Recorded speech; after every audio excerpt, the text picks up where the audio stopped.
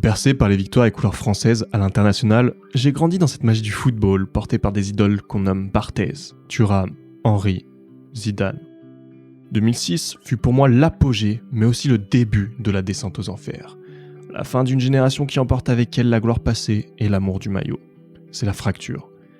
D'un côté, le départ des légendes qui ont fait rayonner le drapeau dans le monde entier. De l'autre, la promesse d'une nouvelle génération dorée qui peine à convaincre. De la déception et la nonchalance naît le mépris d'un public qui ne se reconnaît plus dans son équipe. Un néant bleu qui se teintera de noir un matin de juillet 2010.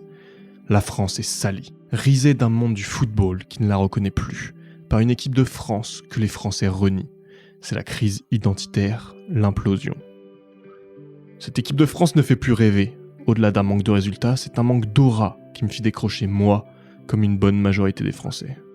À la base, ne dit-on pas que le but d'un supporter est de soutenir son équipe dans les moments les plus durs, lui donner l'énergie quand elle vacille? N'est-ce pas dans les moments les plus durs que naissent et se bâtissent les plus solides relations?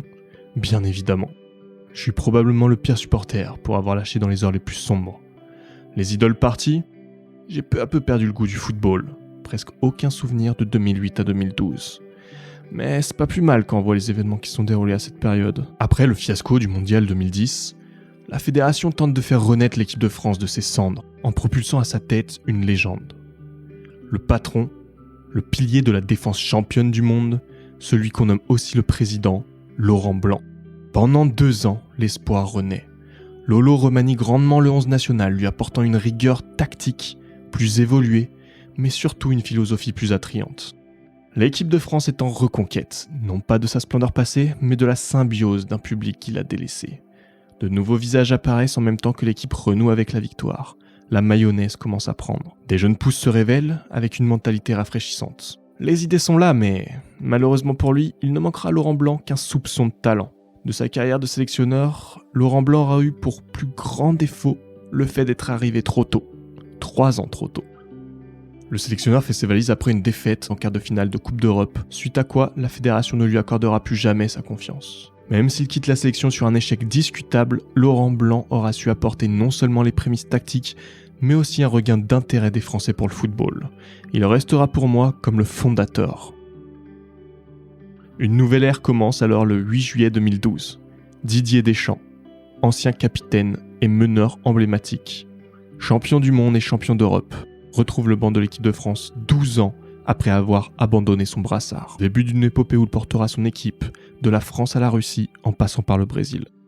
Après des débuts prometteurs, malgré une élimination en quart de finale de Coupe du Monde 2014, Didier reconstruit une équipe à la hauteur de son passé, aidé par l'éclosion d'un arsenal offensif qui devient rapidement la terreur jalousée des défenses adverses. Souvent critiqué pour ses formations défensives et peu techniques, Deschamps va rapidement changer son fusil d'épaule poussé par l'insouciance de la jeunesse des Pogba, Varane, Mbappé, Griezmann et autres Hernandez, Kanté. Un vent de fraîcheur plane sur cette équipe qui emmènera avec elle tout un pays jusqu'aux portes de la finale de l'Euro 2016 à Paris. La défaite face au Portugal sera cruelle. Mais au-delà du résultat, la plus belle victoire sera pour Deschamps d'avoir réussi à renouer l'amour des Français pour son équipe nationale, l'amour des Français pour le foot. Une alchimie naissante qui laisse planer un message fort sur la planète football. L'équipe de France est de retour au plus haut niveau et elle a faim, très faim. Si faim que de nombreuses nations périront sous les coups de ces jeunes poussins inarrêtables. Uruguay, Argentine, Belgique, Croatie. Autant de nations prestigieuses tenteront de stopper la machine, mais qui laisseront à leurs dépens la marque funèbre de leur nom sur un tableau de chasse déjà bien garni. Des matchs prestigieux qui nous auront fait vibrer, nous, peuple français, jusqu'à apercevoir un sommet que jamais plus on n'aurait pensé atteindre il y a 8 ans de cela, alors que l'équipe était déchirée. La France brille. 20 ans après son premier sacre, nos coqs tricolores s'élèvent et soulèvent le plus beau des trophées, la coupe des coupes, la plus prestigieuse, la coupe du monde. L'emblème national domine le monde à nouveau. Ce sont nos couleurs qui rayonnent sur tous les écrans du monde, nos couleurs bleu, blanc, rouge. Une fois de plus, Didier Deschamps, ex-capitaine de l'équipe de France, championne du monde en 98, championne d'Europe en 2000, nous offre une seconde étoile inestimable, cette fois-ci en tant que sélectionneur. Une fois de plus, Didier Deschamps a fait de notre équipe une fierté nationale. Par le passé, de nombreux joueurs français, dans leur carrière, se sont dépassés pour honorer nos couleurs, notre maillot, mais seulement un seul peut se vanter d'avoir autant fait rayonner notre nation.